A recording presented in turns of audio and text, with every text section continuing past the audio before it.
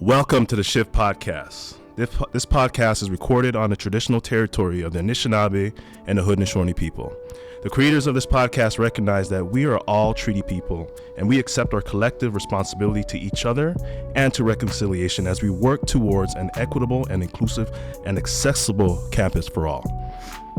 On the Shift Podcast, facilitated by the Student Experience Office, you will hear from students of diverse backgrounds about their lived experiences here at Queen's University and their vision for creating a safer and more inclusive campus climate. We'll hear about how they believe that we can sustain this culture shift here at Queen's University. This week is a special week. It's an important week. This is Student Voices Week, and today is a special episode of the Shift Podcast. Today we have four amazing males at Queen's University who are going to help us unpack the importance of male allyship. Before I even start, let's give them a hand for being here. We also have a live audience here for the Shift Podcast who are going to help create a safe space and help contribute to this conversation. I want you to give yourselves a hand right here. And I am your host, Kwame. I've been a coach here at Queen's University for the men's and women's football team. I'm currently the head of diversity and inclusion at Nikki Ray Media. Look it up. And today is a special day for me too, because I'm going to sit back and I'm going to listen and learn, take notes, and implement whatever I learn into my personal and professional life. So before we start, like I said, we got four amazing gentlemen here, and I just want you gentlemen to each tell us a little bit about yourself, say your name and a little bit about yourself before we continue. Start off with you right here. Yeah. Hi everyone, my name is Chad. My pronouns are he, him. I'm a commerce student here at Queen's, so I'm just about to finish up my degree. I first got involved in equity work through Q+. It's the Queer Professional Development Club under the Commerce Society, and this year I'm on the Shift Advisory Group, student advisory group with Taryn, where I kind of provide some recommendations on equity initiatives here at Queen's. Grew up in BC, moved here in 2019 for school, but yeah, I'm very excited to be here. Awesome, I'll go next. My name is Robert. I'm a first-year master's student in epidemiology here at Queen's with a research focus on expanding access to healthcare to underserved and underprivileged communities. I first got started in equity work in the third year of my undergrad, where I was one of the equity officers for the Queen's Debating Union. It was an amazing experience. I got to moderate conversations on Indigenous sovereignty and also participate in panels on equity and student leadership. So I'm glad to be here today to talk about male allyship. Great. Hey everyone, my name is Owen Crawford-Lem. I use he, him pronouns. I'm in my fourth year of politics and always kind of been somewhat involved on campus. And I would really say that this is probably a start of a journey in equity work that I'm really excited about.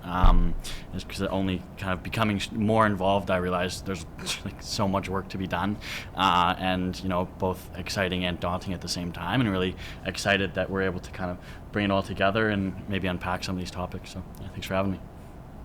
Hello, everyone. My name is Jared Augustin. I'm a fifth-year student in kinesiology. I work for the Office of Faith and Spiritual Life at Queen's. It's just next door.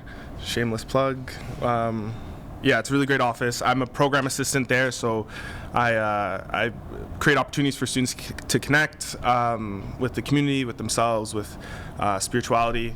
That's been a really important role for me, I think. And I suppose my equity work, in one of the groups I run, we talk a lot about action through the heart and compassion, and just like important virtues to remember when we are trying to make change. I used to be on the rugby team. I stopped doing that in about my third year, and I did some traveling in my undergrad, which was amazing. And now I'm here, and I'll be graduating at the end of this semester. And I'm really excited to chat with all you. And I'm nervous, but it's really good. That's what's up. Thank you, all you, for that intro. And like I said, I'm excited just to sit back, listen, and learn.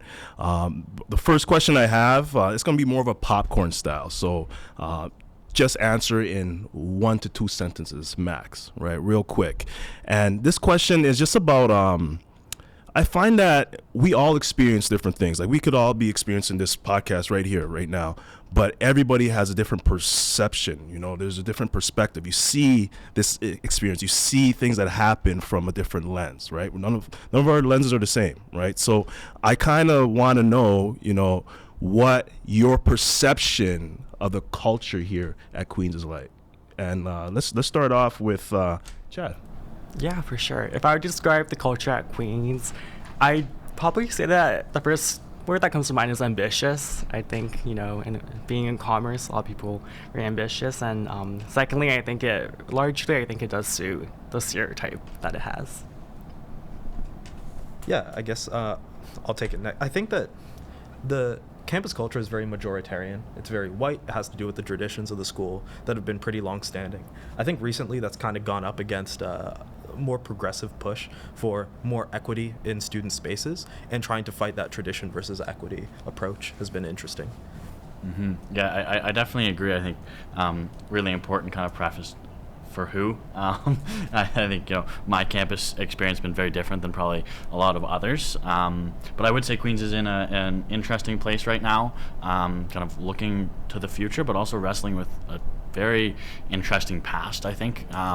So I think, you know, when it comes to campus culture, I'm hopeful, and all because of the things that like this that are going on. But yeah, I think it's we're looking into the kind of the future of what this campus might look like in a little while. Yeah, I resonate with all your guys' answers. I see, like, in my personal opinion, the it is very ambitious. It is very white. It is very I mean, we're situated on stolen land, and the sort of foundation of this institution is that of colonial structures and sort of male-dominated governments, I suppose. But there is this, this sort of flowering, very exciting progressive push, even in, like, a common discourse of, like, pronouns and mental health, and, like, we're just starting to think about things I think from a less traditional lens, and I know that it's really helped me, and it's been really nice.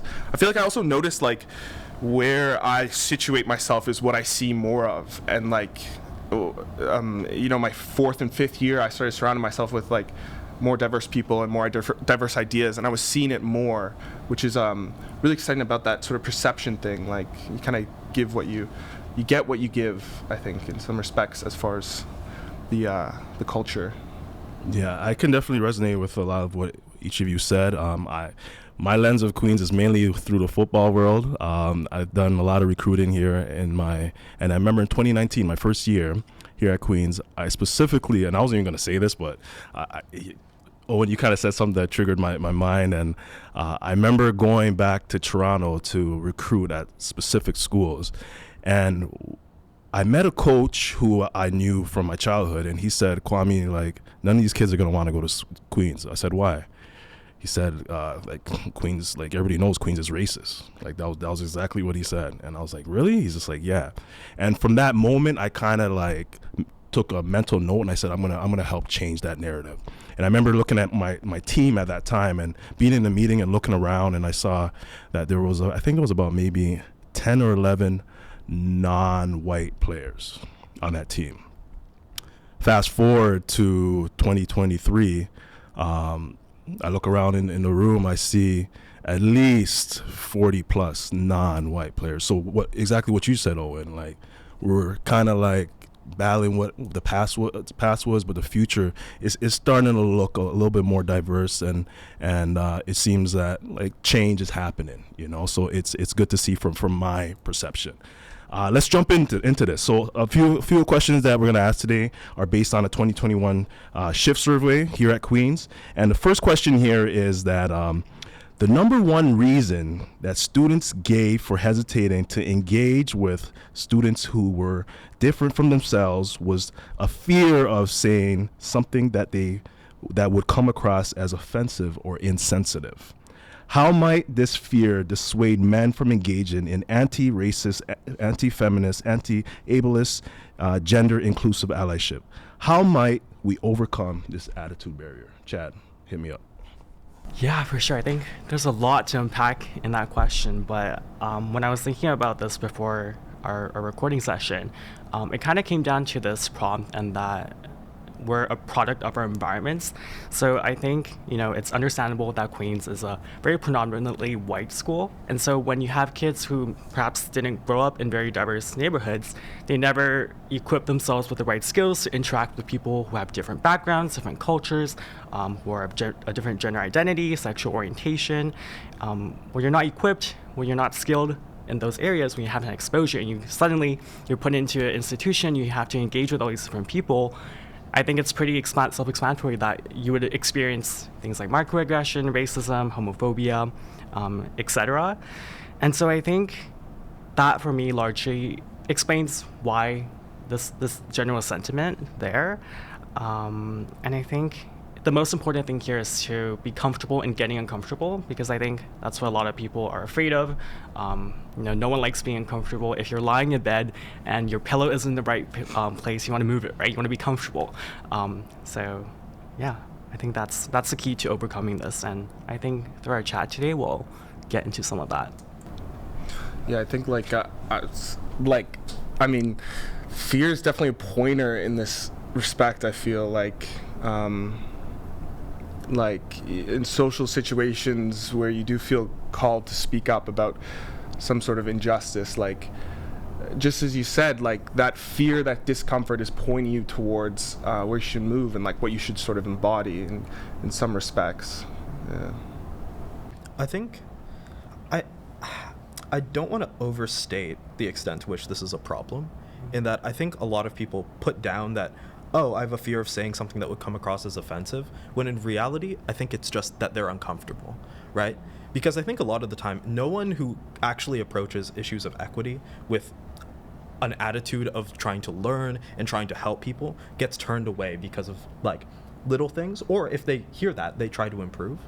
But I think often it's just fear of interacting with people that you haven't interacted before, covered as like I don't want to like offend anyone or be insensitive, because if you want to like build a better world, I think that this is like growing pains that you eventually have to learn about at some point. So I don't think that should dissuade in the meantime. I really like that as well, and something that we might be able to relate with as students. Like I feel like in the workplace you hear, if you're not making mistakes, you're not doing it right, and I think the same might be able to be said here. Like obviously we're all going to make mistakes, we're not going to say things that can be perfect, but it's exactly as you said, if that's kind of what's driving you to be a better version of yourself, that's what matters. And I think we've got to be able to overcome our fear or whatever it may be, so that we can actually have those really, really productive conversations. And like even in those moments, like think of the alternative too. Like you're in a situation where you're scared about sort of making a mistake or something like this. But look ahead. Like, what is the alternative? The alternative is quietness and complacency. And that is the huge problem that we all know of. That like we're just letting things happen. And so, yeah, there's some heart to this, and there's like this place of compassion that fear is coming from, and speak up or be quiet. Like those are the two options, I think, when you're presented with that. Yeah. So what I'm hearing from everyone here is just that it's about growth, right? And if you want to grow, you have to go through uncomfortable situations. Growth is uncomfortable. In every aspect of growth is uncomfortable, and having uncomfortable conversations will lead to growth, right? Is that what we're saying here? 100%. So, Robert, you said something about covering. Right, he says something about people covering things up, and there's a term called covering that alludes to trying to fit in with the majority. When minorities or marginalized groups try to fit in, they hide certain aspects of themselves that make them different to fit in with what the majority is. And in this survey, there's another key stat here that 65% of racialized students who responded said that they felt like they needed to hide some aspect of their identity to fit in. You want to talk about that, Robert? Yeah, absolutely.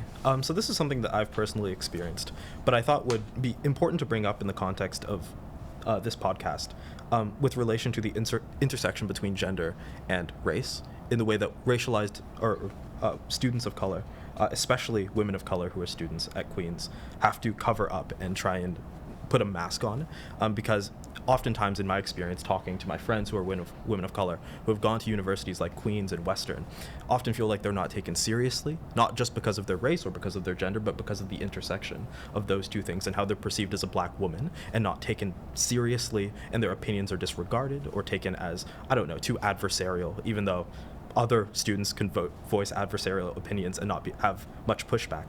So I think that it's important to recognize that when we're talking about allyship, that it takes different forms depending on the identities of the people involved, and that it's important to take that consideration in mind. Yeah, absolutely. I really love that point about intersectionality. Like, you add in the factor of religion, add in the factor of like sexual orientation, gender identity, as well. You know, it's extremely challenging for people. And I think when I first saw this stat, I felt like the word that I wrote down in my notes was like sad. Like, this is really, really sad that this is what, you know, marginalized students have to encounter. And I think I want to point at, you know, some things that maybe might shine some light on how things add up together. And I think the word microaggressions is a really important one. You know, perhaps you're, you know, eating cultural food at home with some housemates, and perhaps they tell you that it's not something that they welcome there. You know, even like these little interactions that you see on a day-to-day basis, they add up and they accumulate, and that takes an incredible amount of mental toll on women of color, people of color, queer people of color. Yeah. Yeah, I'm just thinking about like sort of the power in identity and the power in story, as we relate to fitting in, because I think Queens is like, for me, especially my first 2 years, was like really good at making me feel like I had to act in a certain way and be a certain way and present myself in a certain way, and it's exhausting, and it doesn't. I have shoes on that don't fit me and it hurts, and thinking about kind of shedding that and like having a little bit more confidence in my identity, like it has afforded me like a real like sense of power, and like and it's received well, you know, like so I mean I'm not sure how I can speak to what the conformer can do, but I can speak to like the racialized student in that like you have so much power in who you are and presenting that unapologetically. Yeah, and that's something potent for change, I feel. So you feel like, in a sense, it's kind of like the racialized student needs to know themselves more. And like I'm with you on that, because I feel like self-love is the first and foremost love. Like, you gotta know yourself, love yourself, and when you really truly love yourself, you just move different in this world, and nothing can really sway you either way. But at the same time, it's human nature for us to want to like fit in. You know, like that's just how it is. It is, you know, and you have to be mentally and emotionally like really secure with yourself to be that way. So I feel like that's like a deeper talk, but to go along with what everybody said, like it's natural for us to want to cover, but it's a little bit more when you have that intersectionality, when you are a marginalized person. So how like the real question is like, what other advice can you give to somebody from a marginalized group who is struggling like in the business world? You know, the black woman who she's a black woman in a business world who has to hold her tongue because she doesn't want to be seen as the angry black woman. How does that person navigate in that situation? I think, given my conversations with my friends who are black women in business, I think one of the most difficult parts is because you feel the need to cover. You cannot then like express yourself as you want to. And personal branding, the ability to express yourself, particularly in business, is usually a way to differentiate yourself and to actually, if this is what you're putting your life into, right, then you should be able to represent yourself and your beliefs unapologetically as yourself. So I feel like there's an ability now, I think, that maybe didn't exist 10 years ago or 20 years ago, to have this be a strength where I think in the past it has been a pretty significant weakness, in that trying to like become yourself and express yourself in that way is something that's difficult to overcome. But I think once you overcome it, it is something that then becomes a position of strength that you can use in the future. I agree. I find that people admire pride. They admire when somebody can be unapologetically themselves. That's what I find in this world. So let's move on to the next sequence of questions. You know, we're here to unpack male allyship. That's what we're here for, like the importance of it. So we got to start off with another popcorn question style. What is male allyship? Like, what do you think of when I say the word male allyship? So once again, in one sentence or two sentences, let me know. Anyone can start. Shut up and listen, I think. That's I think an important one. Yeah, listen. Yeah, create space for the people that need it. I don't think I can say it more succinct than that. I think, well, when I think about the word ally, my history brain goes to war, and you know who's in it with you, and I think many similarities probably can be drawn between war and life, but to make sure that you actually have people around you that are in it for you, with you, and will do everything for you in any situation is kind of what first jumps to my mind. Yeah. And I think on that idea of like who's in it with you is what are you willing to do, right? Because it's not just that you say you're with me, but that you never actually show up when it like actually matters. To be an ally means that you have to be there in positions where it makes you uncomfortable, where you have the ability to actually make the difference. And I think that actually like putting up or shutting up matters a lot when you're trying to be a useful ally.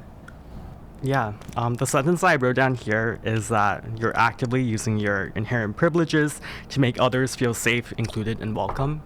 So that's how I would say male allyship is. Well, I love that. And that analogy of war really hit me.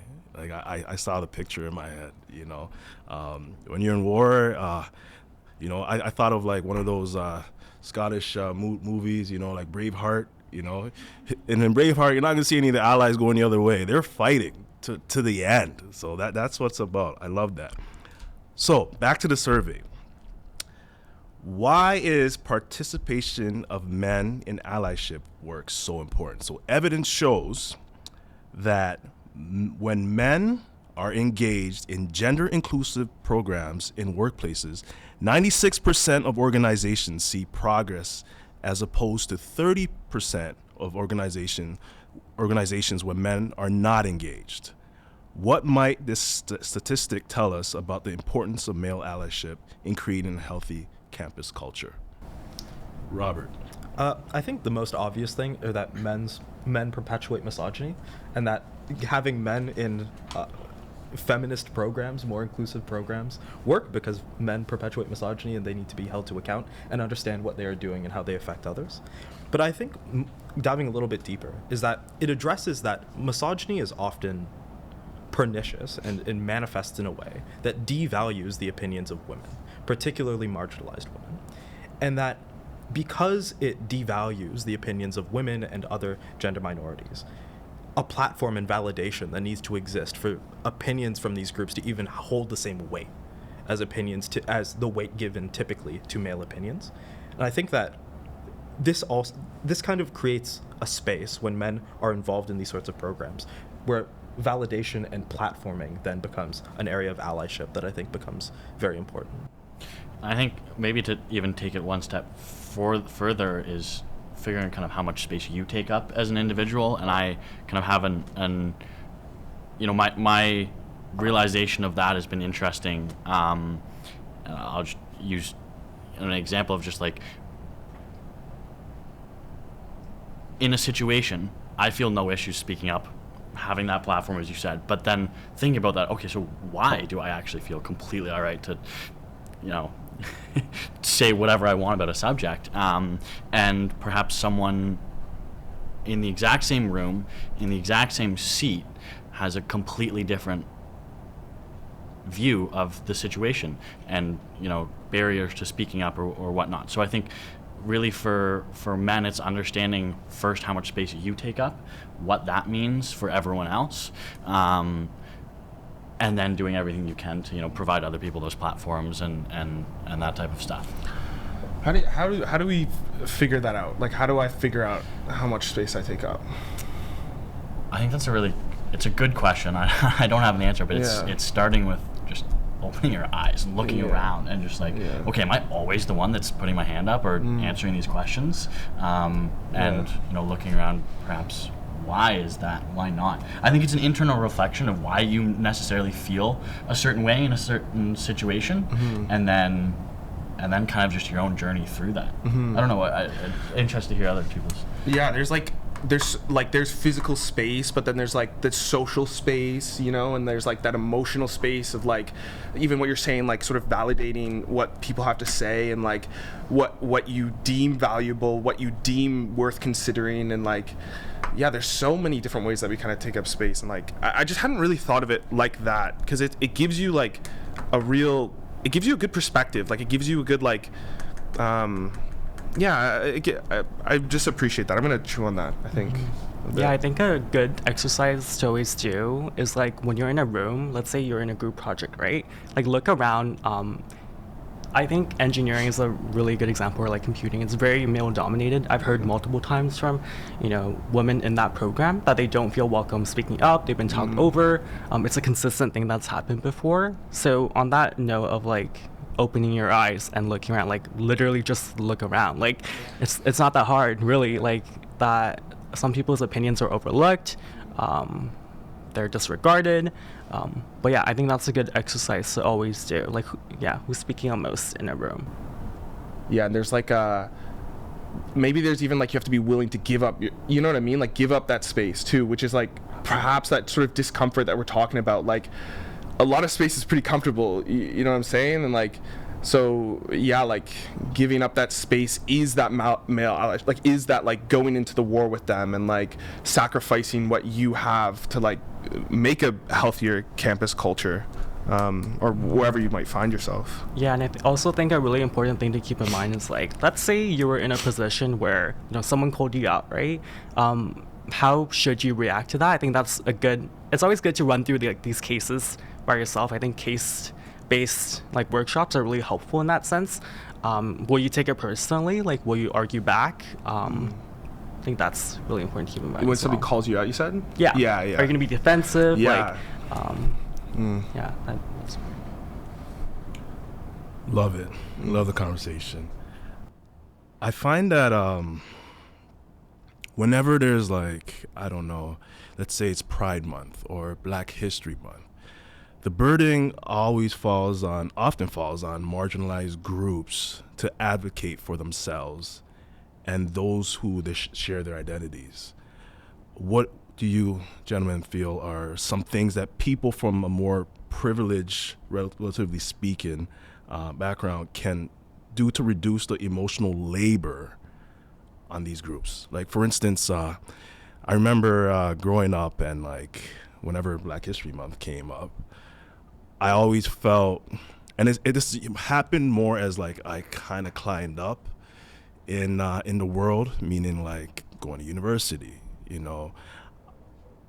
where there wasn't as many people that looked like me in those rooms, and I always felt like when Black History Month came or something associated with Black people, everybody would kind of look at me to do something. When at that time, yes, I'm a Black man, but I wasn't really educated on my own history, So I felt pressure to speak on something I didn't really know about, and I kind of felt a little bit fake too. So, in all your opinions, what are some things that we can do to kind of reduce the pressure and emotional labor that people put on the marginalized groups? Chad, you can start. Yeah, for sure. I think that's a really, really big question. So I'll kind of break it down, I think, in my mindset into like a simple way that you could get started, and also like a more comprehensive way, I would say. I think a simple way is like, there's a lot of good films that are for example, Woman Talking, an Oscar-nominated film, talks about gender violence against women. And, go to the screening room, like go watch it, listen, engage with it, think about it. What are some of the areas that like make you go like, like, I wonder like what's that about? Like go look more into that, right? Let's say you want to be more educated in, different cultural things. Like go try some of the different like restaurants in Kingston, right? Like Mekon is a really good one of my favorites. Every time someone says that they don't know Mekon, I literally like I gasp because it's just that much of a surprise to me. Like go try these different cultural foods. I think food is a really good gateway into learning about different cultures. So that's like the simple way, I would say. I think the more comprehensive way, there's things that can educate you in more like detail. For example, the Human Rights and Equity Office, they have a lot of different training modules, like on confirmation bias, really good stuff. You can go and do those. I think they sometimes even have like certificate programs that run throughout the year that you could do for free.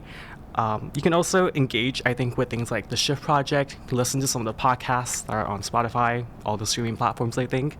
There's also like good video essays on YouTube that you can listen to. Like look up like colorism video essay. Like listen to that maybe while you're taking a shower, doing something.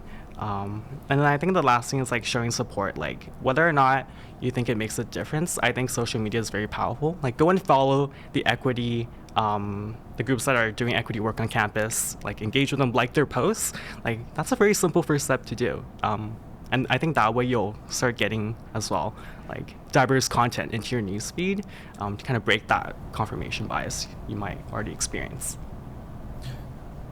I'll maybe go. I think just to really underscore the importance of education, as exactly how you said, people look to you to plan Black History Month because of the way you identify and the way you present, but you didn't necessarily have that educational background of your culture or whatever it may be to actually feel confident in being able to do that. But that was just kind of an assumption people made, and people make assumptions all the time.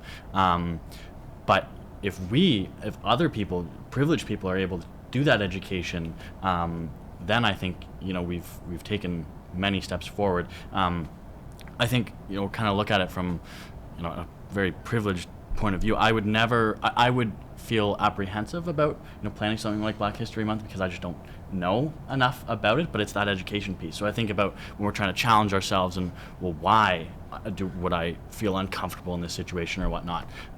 It's exactly because I don't know enough. And well, what's the way for you to learn more? It's through education. So I really appreciate you bringing that up. Yeah, and I think jumping off that, so talking about the burden that falls on marginalized groups, part of that burden is that it's never good enough to just be okay, to just be mediocre. You have to be extraordinary. You have to be better than everyone else just to get the same spot at the table, right? So I had this conversation a couple of days ago. We're advocating for Black history and equity. And it's like, I want to be able to be a Black person and not have to be extraordinary. Right? I want to just have the ability to be okay and not know that much and not have to speak about every Black issue that comes across my screen as if I'm a sense of authority. And I think that kind of extrapolated out to marginalized groups in particular. This is a burden that often falls on them, right? Every queer person has to be an expert on queer history, right? For when Pride Month comes around. Every Black person needs to be an expert on Black history every time Black History Month rolls around. And it's that expectation to educate. And I think that kind of like a 3-step process that I think is really good is hear, believe, and speak, right? Hear, as in you actually have to be, I don't know, you actually have to come into contact with these ideas, right? And as Chad was talking about, like, I don't know, go watch video essays, right? If you don't interact with these ideas, but you know that they exist. Believe, because I think a lot of people hear these ideas, right? Privileged people, and then dismiss them out of hand as if they aren't, like, they don't align with my lived experience, therefore they aren't valid. I think believing is an important step in that you have to realize that other people have different lived experiences than you do and actually like take them on as if because they are as important as your own. And then you have to speak in spaces, right, where marginalized people of any kind are not there. You have to speak and raise these issues, because if you don't, then who will? I love that. Yeah. I'm a sucker for awesome. those 3 process things. Hear, good. believe, speak. Preach. I want to see something on social media with that. Looking at Queen Shift Project. And what you gentlemen all said is exactly what it is. Like what I'm taking home is that it's a collective effort. It's a collective effort. It's not just the marginalized group. It's also us trusting that you're going to take the step to educate yourself, and which comes off as more authentic and real. So, love that. Locker room talk. Let's talk about locker room talk. It's something that in society or over the years that we've seen as considered like an inherent thing amongst men and their friendships. That's how their friendships are usually built, based on what we've seen over the years. What is there to gain from addressing this type of thing when we hear it? And how can we change this narrative? And just for clarification, anybody listening, we're not saying you can't talk in the locker room. We're just saying you shouldn't be talking in a certain way or about certain things that degrade other people in the locker room. That's what we're saying. Yeah. Jared, Yeah. what's your perspective? That sort of culture of like, oh, come on, like it's just the boys talking. Like, I think I think it's a sort of a dampening or some like undermining of like, these are spots where culture is created. Like this is how we understand our relationship with women or anyone else equity deserving, is like within male intra-male relationships, within the safety of like a locker room or a schoolhouse, Yeah, I mean, I've been on a lot of sports teams, and I haven't always been very good with this. Like this like sense of, and we kind of talked about it at the beginning, like this social conformity and this complacency, and like in my feeling when I've experienced locker room talk, the harmful kind of locker room talk, it's been like 3 or 4 guys perpetuating it, and 16 guys in quiet who know that this isn't what we should be talking about or thinking about or referring to people, but they don't say anything because there's this real like sense of social conformity, and if you were to talk out, if you were to speak out, then you're exiled. You're out of the social loop. And it's tough. It's tough to be the first one to say something, but I really believe that like if you are willing to like take that first step and call it out, that quite a few people will be there with you and will feel the same way, and it's there that new culture is created, and then it becomes those 4 or 5 guys are much less willing to express the things that they have, because then they become the ones that are socially exiled. And I think on that, it's like not just that you address it, because addressing is important, but I think it's the way in which you address it, because there are ways that probably work a bit more and ways that don't. I think that because you're never going to speak to someone who's engaging in this kind of talk and say, don't be misogynistic, like don't hate on women, and then they're going to go, oh yeah, oh forgot, like I think it's something that's always in the back of your mind, but something that just in this social context is something that nobody's thinking about. I think addressing it in a way that just knock it off, like there's like no room for argument, because it's something that you should already know. Right? It's not like, oh, I'm going to like try and prove this to you. It's like, no, you treat people with respect, and that's just like a given. That's a full stop. That's just how it is. And I think that is it's hard to get back against, oh, I'm just treating everyone with respect. That's it. Right? I think it's when you like bait in the conversation and then it's an argument, I think you lose the actual like foundation, which is just like, nope, we're just not doing this. Because then they dig in deeper almost when you come at them with that like, no, you know what I mean? But I love that it's just like it's not what we do. Mm-hmm. There's like there's this other thing that like, take it with a grain of salt or something. But like I've also found that like kind of like bringing in some sense of like making them see their own ignorance, and like making it like their ignorance laughable. Like you're kind of a little bit of a joke for like even speaking about these kind of things.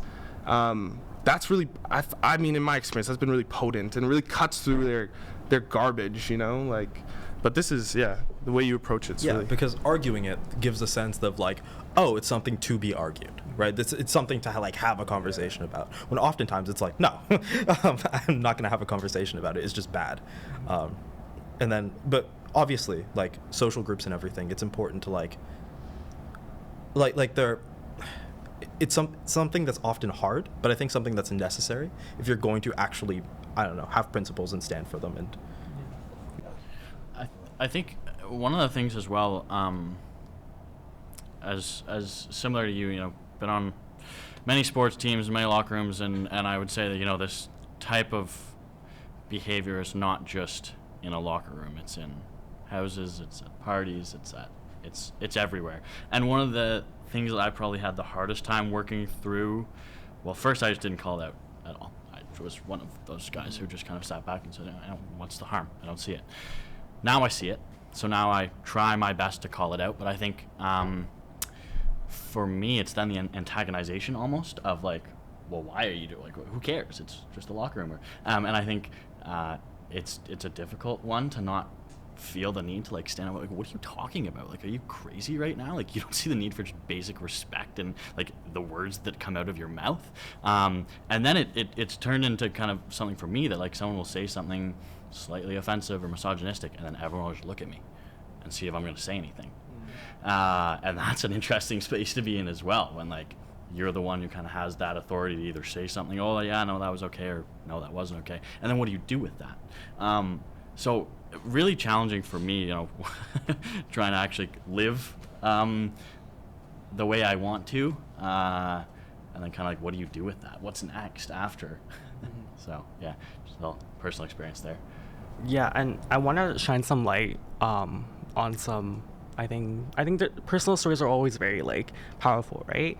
So I'm gonna share a story from a varsity player that was actually here at Queens. His name is Donovan, and he was a varsity player, and he was gay, and he went through a lot of challenges, especially like literally in the locker room. So he wrote kind of like an opinion piece in Outsports, an online magazine for queer athletes. I'm just gonna read a little blurb from here, and I'll explain why I'm reading it afterwards. So he said, "It was more than just the odd joke or comment here or there. My teammates would actively change their Tinder preferences to find gay students in the area and out them to the campus to ridicule them. They actually did that. I would enter the locker room to find written on the chalkboard, ex-teammate uses Grindr Plus. It was their way to insinuate that they were less of an athlete by comparing them to a gay man." And I think that blurb, when I read it, was really powerful, in the sense that you can see how locker room talk manifests itself into actual harmful action. And the result was that Donovan later transferred to the Winnipeg Rifles, I believe, and that's kind of where he's at now. He struggled through like depression, everything dealing with that. And I think it's a good example to always keep in mind. And I really wanted to share his story. I actually reached out to him on social media and asked if I could share it. And he said that was really cool. So I'm really happy that I had the chance to share that. And I hope that his story is known more on campus. I think that kind of leads into something that we probably talk about in a bit, which is like men's relationships with each other. And I think a lot of it, especially a lot of like when you're growing up, is like, don't do this or else you won't be a man. Or like, if you do this, you're not as much of a man.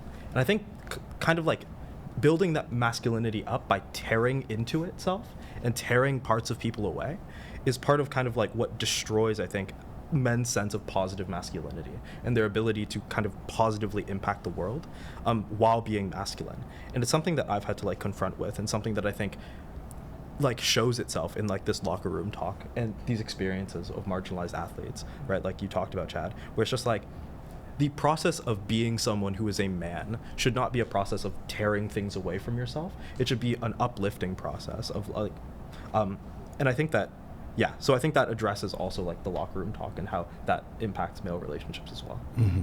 I think this is a bigger beast than like we sometimes realize. I think there's so many years of like programming from media and society that a lot of males have don't even realize is embedded in them, and for instance, because you're going to use myself as an example, growing up, the world told me, based on where I grew up, and color of my skin, that I could only be a few things. It told me that I would be an athlete, a rapper, a thug, a womanizer, or a comedian.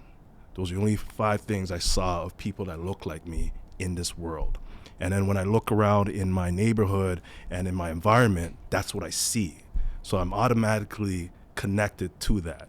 So I believe that it's more about the approach than just saying you should do this, you should do that. I think it's about getting men to see people with respect. When you have respect for somebody, you see the world through their eyes. You don't see them just as this label. You see them as a human being. You see them as your mother, your sister, your brother, your cousin.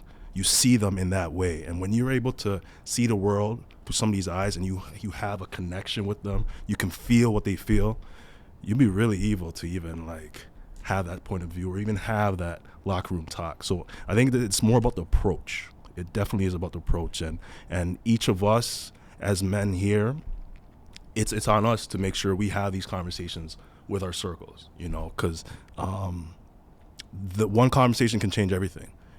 Maybe whatever you said, Owen, at that time, they might have laughed, but that's a seed you planted in them. And at some point, you know what, they might see something else and may connect to what Owen said back then and be like, dang, he was right, but that's change right there, right? But to say nothing is not allowing any change to ever happen, okay? Sorry, I got deep for a second. No, yeah. Let's move on to the final thoughts. Final thoughts. In your opinion, what is the key in getting men to see their role in challenging oppression on campus and beyond?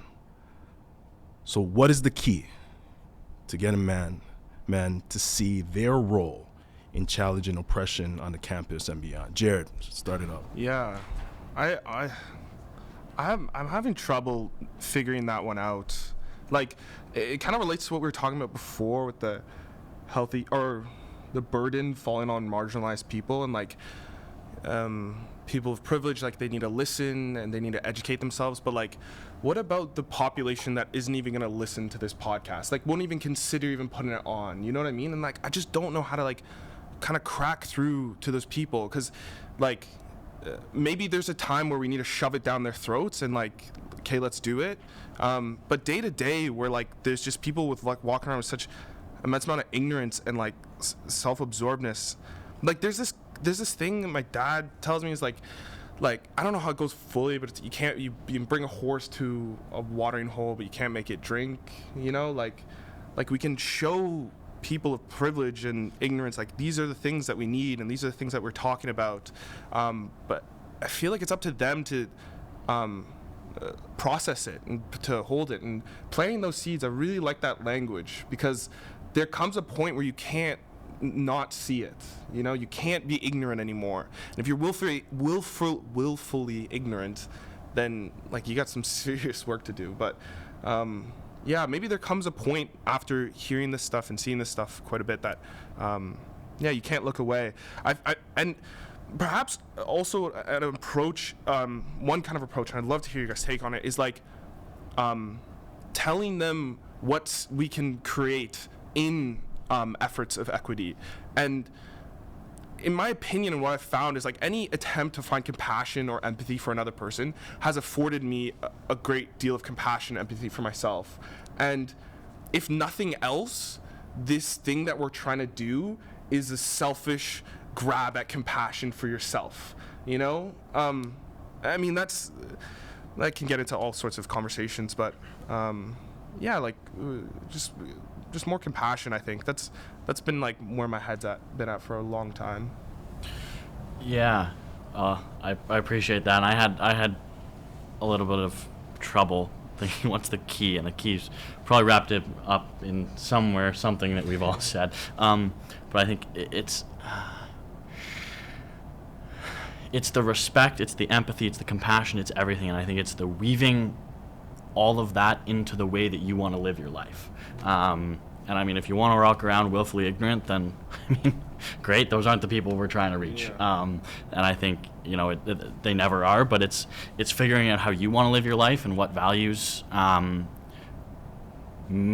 drive you to be a better person every single day, and how allyship and calling these things out and everything that we've talked about works into everything that you are trying to do, trying to become a better person. So I don't know if that's like the key, but I think if all of this can be wrapped up into who you kind of want to be, who you're trying to embody, who your role models are, like it even goes back to that, like who do you look up to, who do you surround yourself with?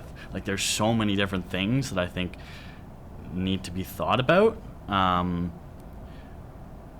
But I think it's really working your way into how you want to be as a person. Yeah, I think something that I think sometimes gets lost in the weeds is a vision for what a more equitable future looks like.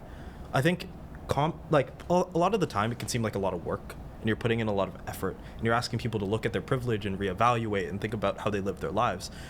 I think there is a way to frame it where a more equitable world is better for everyone, right? It's better for you, it's better for me, it's better for all groups of people to be able to interact with one another and not have prejudice like weighing us down. And I think positive language like that can be used effectively to kind of like spread these messages in a way that doesn't get people immediately on the back burner, because take a look at your own privilege, reevaluate is something that people can put up a wall against. I think the positive spin on it gives it a way to kind of like get in past the defenses, and then you can hit them with, okay, now let's like take a look, reevaluate, try and like some of this stuff, but beginning with like positive vision, empathy, like this is better for everyone. I think that sort of messaging can work. Absolutely. I love that. And I think I'm going to tie this to like a TikTok trend I think that was going on a while ago. It was like, I think Taylor Swift has a song called Mastermind or something, where, you mastermind someone. And I think in this context specifically, you can kind of mastermind to create more male allies, and by helping them be more open-minded, right? So I touched on earlier, film, I think is a good way, very easy gateway to becoming more open-minded about social issues, etc. Food is a really good way. So let's say you have a friend who you think could be more open-minded. There's room for improvement, right? Everyone has room for improvement. You invite them to go see a movie, perhaps Woman Talking that I mentioned earlier, or you go and try some Vietnamese food at Mekon, for example. I think that's a really easy way to help people become more open-minded, and then afterwards, right, as well, like keep using the positive language like Robert mentioned, and afterwards, like put in some of the other perhaps deeper content like intersectionality. Hey, do you know what intersectionality is, by the way? Oh, you don't? Let me tell you a little bit about it. Once maybe they have their food at the table, etc., etc. I think that's a good easy way to kind of mastermind more male allies. Also, real talk to women. Totally. Say that again. Yeah, like just talk to women. Like the most information I've had about like my own space and the space that men take up in general in society has been through my conversation with women, as friends, as family, and just kind of understanding a perspective that is different than my own, and one that is a lived experience that is different than mine, and valuing those people and their opinions has given me a much different shift in what my role should be in challenging this oppression than I think anything else has. So important. I want to tell a story earlier about that transition for me. It started when I lived in a co-ed house. Like it was just completely changed the way that I looked at the world, because I saw how a woman goes about the world who isn't my mom. Seriously, like, and it was so different. So like, it's just really spot on. I think for me, it's about diversifying your network. Over the past few years, I intentionally started like following people who I usually wouldn't follow on Instagram, like accounts I usually would never follow. And what I noticed is just like my perception of the world has changed, because like what I just said before, like I'm starting to see the world through other people's lenses. And I think if we diversify our networks and just like follow people who have a different opinion as you know, follow somebody on campus who you probably never would have talked to, just for the sake of it, just follow them. That right there is an influence. That's an opportunity for you to influence them. They're gonna start seeing your news feed. They're gonna see your stories, you know? And that's kind of like, that could be the little bridge you start to create. So like social media is a gift, and it could be a curse too, but we could really use it as a gift for us. We could use it as a powerful tool by diversifying our networks. So I highly encourage everybody to try that. We're almost done. I got 2 more questions. I kind of feel like we kind of answered this question, but we'll try this again. Popcorn style too. What tangible steps can we take as allies to foster inclusivity on campus? Popcorn style. I'll start go? off. I think there's a few. First, reach out to people. Be willing to have conversations with people that maybe outside your comfort zone, maybe people you wouldn't otherwise talk to. Be willing to have your mind changed. Never go into anything or any conversation with your mind set in stone. There is always something that will change your mind, a different perspective. And that, finally, approach all people with respect and with love. You get back what you give into the world. And I think that this is something that if people just approached everyone else with respect and their ideas and their perspectives with respect, I think that it would do a lot to foster inclusivity and just a general feeling of belonging to all people. I think I'll echo what I said before about food and film. I think food and film are easy gateways, to start, and then eventually starting to educate yourself through the resources available on campus, like at the Human Rights and Equity Office. Very intuitive and like well-designed training modules. Like, we're a good place to start. For me, I think we touched on a lot of it when we were talking about before, but maybe perhaps from a leadership perspective. And I think you actually said at the beginning is listen, learn, and then lead. So figure out what you're actually doing. Talk to people, have these conversations, make sure you're open to different opinions, and you can take them or not at the end of the day, but be open to having those conversations, and I think that the rest will come easier. The path, I think, as we were talking before, I think education lights the way for so many different things. So the path, I think, slowly starts to become clearer the more you educate, the more you talk to people. So I'd probably leave it with that. Just listen, learn, and then actually lead and do something. Yeah, I'm not sure I'll have anything really new, but because you guys have touched on so many important things.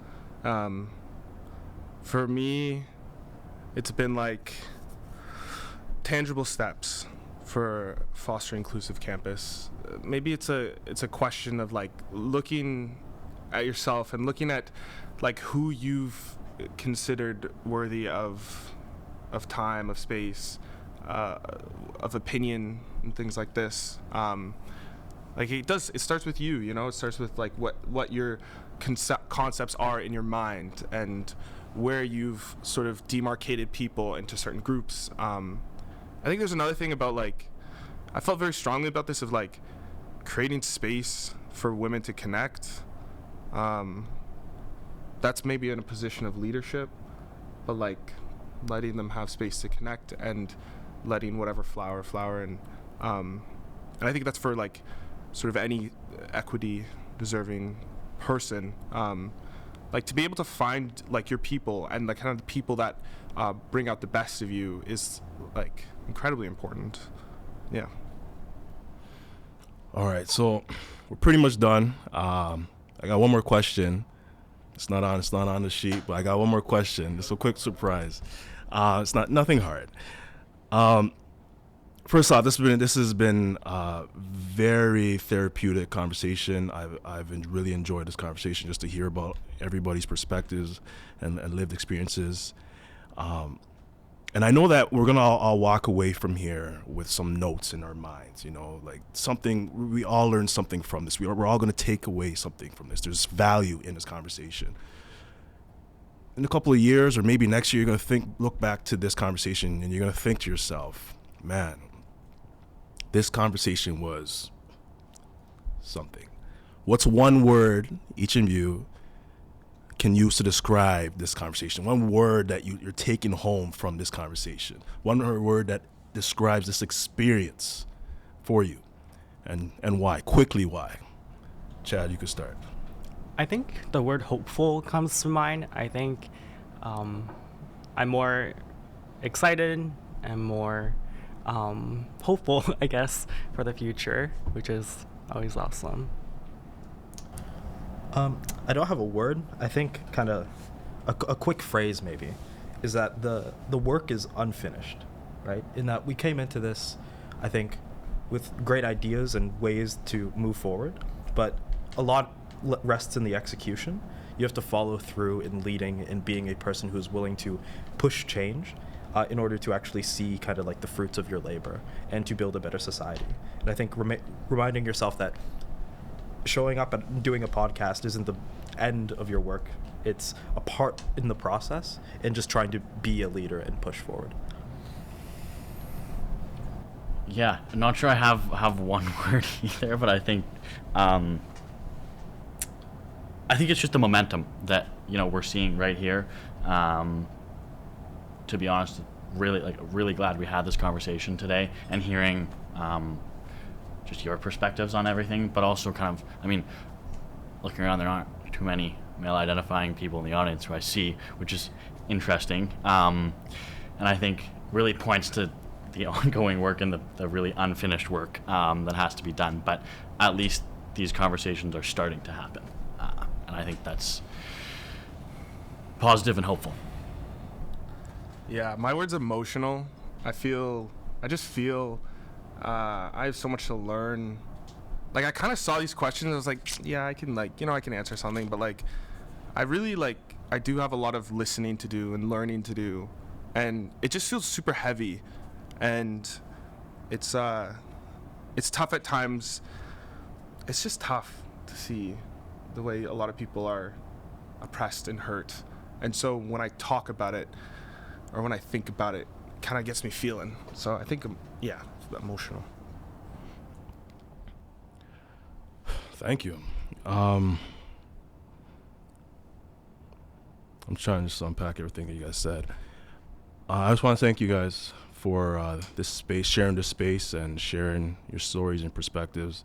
And what I'm taking home from this is that we are hopeful for a brighter future. We are hopeful for change. And we do at the same time understand that there is a lot of work still to be done. We've done some work, but there's still a lot to be done. But the momentum we're creating is going to bring that brighter tomorrow. But it's going to take a lot of emotional output based on everything you guys said. So I just want to thank all of you for this time. I want to thank our crowd here, our audience. Thank you for being here and creating a safe space for these gentlemen to speak their truth. Thank you, the Queen Shift Project. Thank you, Taryn. Thank you, Rob. This was definitely something I personally feel I needed, and I'm pretty sure everybody here needed. And for everybody listening out there, if you want to listen to more or find out more about the Queen's Shift Project, check them out on Instagram, the Queen's Shift Project, the Queen's Shift Project, and we're on Spotify too. The Queen's Shift podcast for everybody here, the Queen's Shift podcast, and it's been an honor and a pleasure. And I just want to thank everybody again. And do we have any questions or no questions? All right. Once again, I am Kwame Osei. It's been an honor and pleasure. Much love, much blessings. We're out.